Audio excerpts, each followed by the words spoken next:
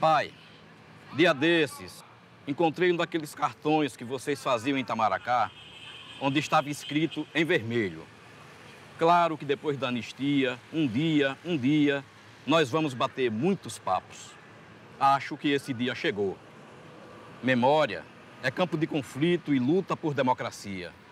E é graças ao idealismo, à ação, à coragem e à dor de vocês que a gente está aí, conscientes e cidadãos, atuantes e atentos. Poder conversar, poder refletir sobre esse passado que é tão presente é uma conquista de vocês, que a gente toma e leva adiante. Mas ainda falta muito, você sabe, a ser discutido e posto na área dos direitos à memória, à justiça e à verdade.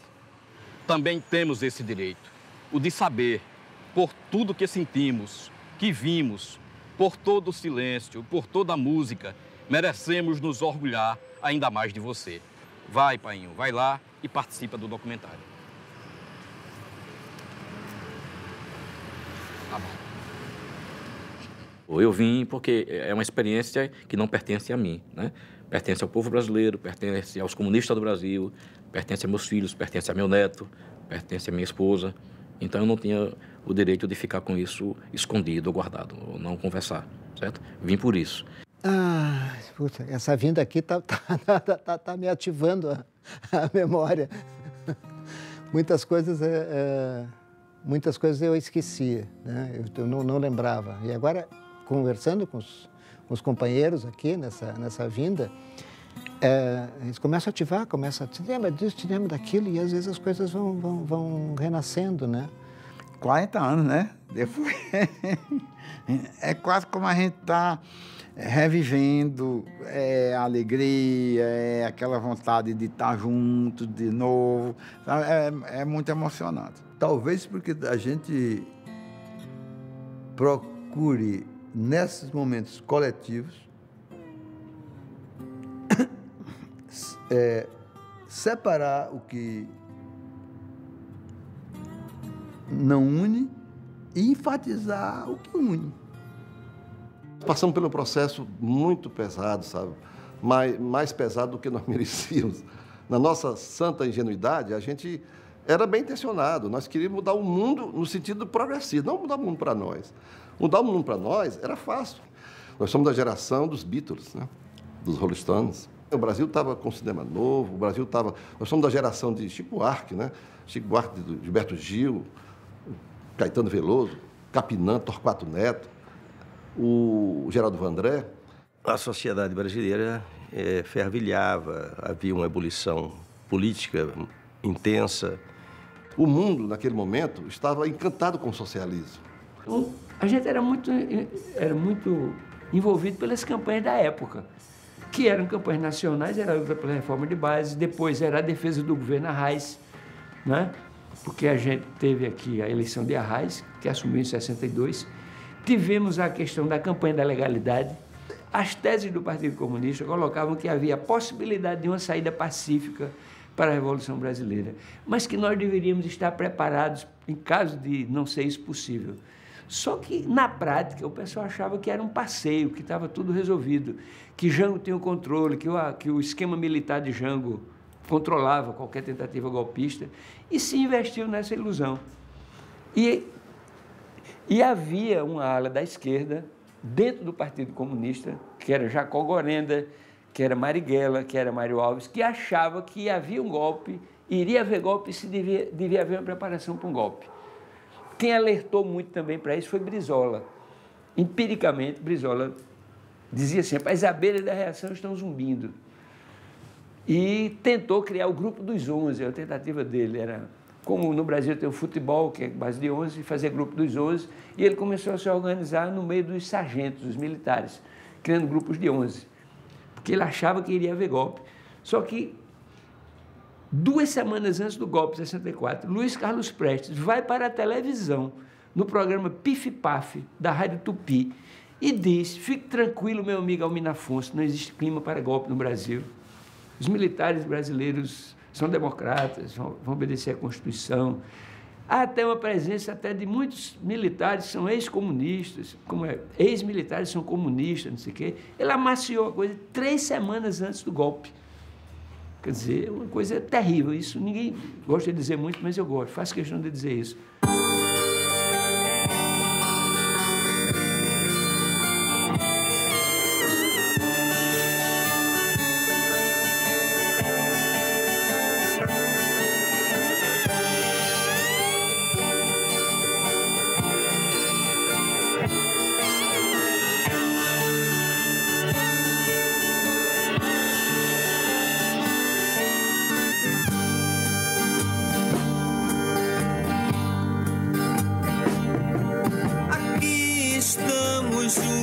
Ao pôr do sol dos navegantes,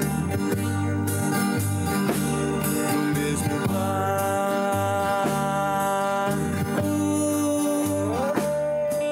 Aqui estamos sós ao pôr do sol, andando lado a lado, no mesmo mar.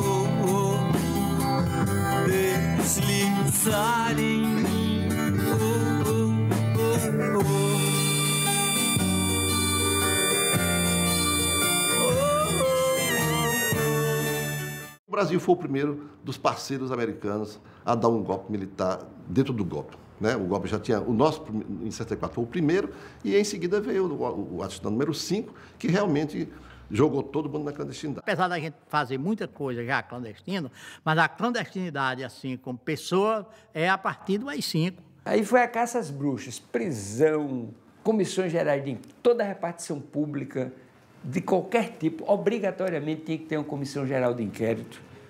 A polícia respeitava o hino nacional, a polícia respeitava a bandeira nacional. Se a polícia vinha para cima da gente, botava a bandeira, a polícia parava. Era como se fosse uma coisa assim, automática. A gente começava a cantar o hino nacional, os policiais ficavam todos, não avançavam. Mas depois do ato institucional, não tinha bandeira, não tinha hino, não tinha nada, avançava com tudo, quebrava tudo. Então, eu digo, nós estamos noutra fase da história do Brasil. Aí, claro, as pessoas não tinham mais como militar na área estudantil. Tiveram que militar na clandestinidade, nas formas das diversas organizações e pelas formas como essas organizações entendiam que devia ser o processo revolucionário. Fulano foi preso, fulano era espião, fulano falou, fulano estava com caderneta de endereço, pegaram muito papel na casa de fulano, era uma paranoia.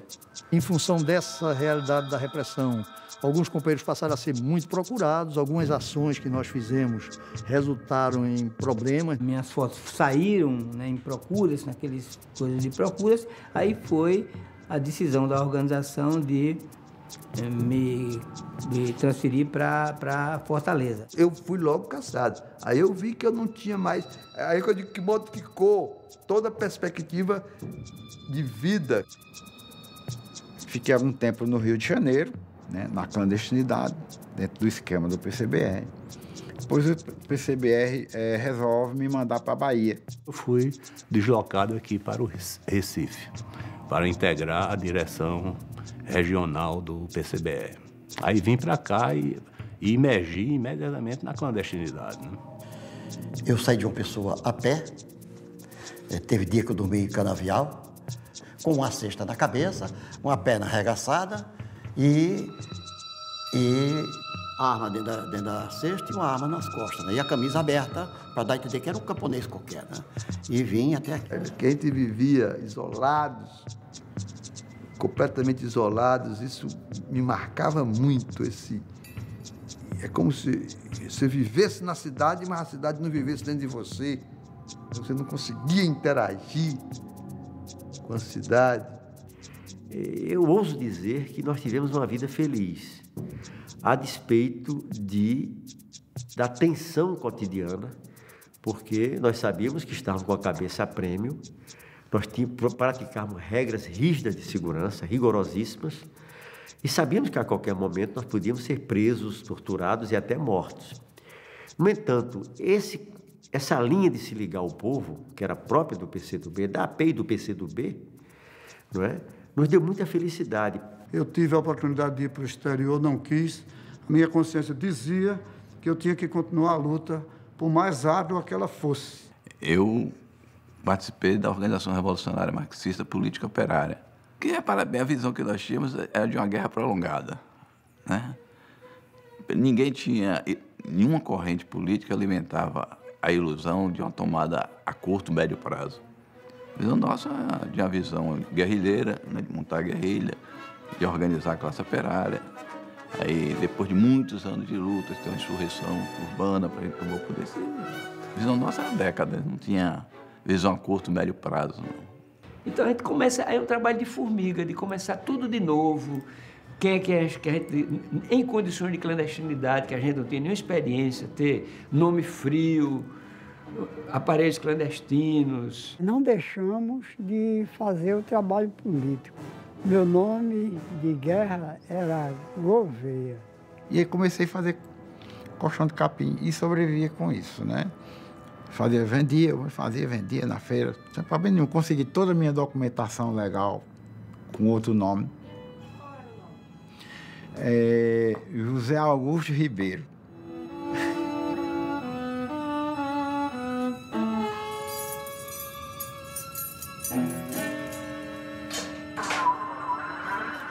Eu fui preso em abril de 74, no Crato, no Ceará, no final de tarde. Eu deveria ter um encontro com um companheiro que também era de direção, do mesmo nível meu, direção regional do PCdoB. Acontece que ele tinha sido preso e, sob tortura, ele tinha revelado esse encontro, e eu não sabia. Para cair numa ação armada é difícil. A gente só cai por delação. Como chegaram até a pessoa que me entregou, eu não tenho a menor noção. E durante o tempo que eu fiquei preso, que olhava para ele ficava perturbado, tá? Porque ele foi quem me entregou. Eu tinha um encontro com ele, quando cheguei lá, estava a polícia, né? Nós escapamos do cerco, mas a nossa situação era uma situação muito precária do ponto de vista de locomoção. E entramos num ônibus e ali nós fomos cercados. Quando eu entrei dentro do ônibus, imediatamente eu paguei a passagem e fui para a porta dianteira. Aí eu já percebi que eles estavam escoltando o ônibus até que fechou o ônibus, botou uma 12 no ouvido do motorista e mandou ele abrir a porta dianteira. Quando isso aconteceu, eu já comecei a fazer um discurso dentro do carro. Chamei a atenção dos passageiros, que eram revolucionários, que estavam lutando contra a ditadura, e até que um avançou. Quando avançou, eu puxei, ele meteu o dedo no cão do 38, quase que arrebentou o dele, mas aí já me arrastou, me jogou de cabeça no asfalto. A gente tinha combinado para quando chegar antes de 9 horas. E se não chegasse antes de 9 horas, quem estivesse em casa saísse. Eu estava muito cansado, me deitei um pouquinho e dormi. Aí a polícia chegou, derrubou a porta e me prendeu. Eu tinha aqui outros amigos, né, que moravam em Recife. Um deles era um companheiro americano, Fred Morris. Eu acho que não demorou 10 minutos essa nossa passagem no apartamento de Fred. E ao sair, nós somos presos. Né? Um monte de gente, devia ser uns 10, 12 homens, armados de metralhadora, revólveres, etc. Aí nós somos algemados com a mão para trás, encapuçados, e somos jogados dentro daquela veraneio. Estava tomando um chopp no boteco, assim, num barzinho, meio-dia. E a polícia estava procurando o forasteiro, né? E se deparou com nós dois lá, dois forasteiros. Quando eles chegaram, aí eu estava com um revólver, o Brito estava com uma pistola, tudo. Aí ele Foi uma coisa assim, totalmente casual. Aqui eu passei a ser João Lopes de Almeida, natural de Crateús, no Ceará. Identidade, tudo legal, pronto. Mas eles começaram a pegar a identidade. Eu senti que era, né? Gelei, fiquei tenso, nervoso, né? E quando chegou na minha vez, né? Pediram meu documento, eu mostrei o João Lopes, mas mesmo assim eles me pegaram. Eu e você precisamos sair do país, entendeu? Aí, como ele era coordenador da LN, eu digo, me diga uma coisa, companheiro, é uma ordem ou é um convite? Ele disse, é um convite. Eu digo, então não vou. O nosso local é aqui. Se a gente sair daqui, o AI-5 não cai, entendeu?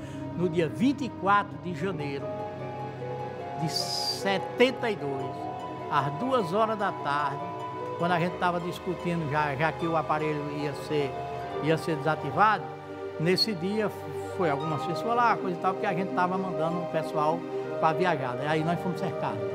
Atiraram aqui, tem uma bala aqui, né? A pistola caiu e eles me prenderam ali.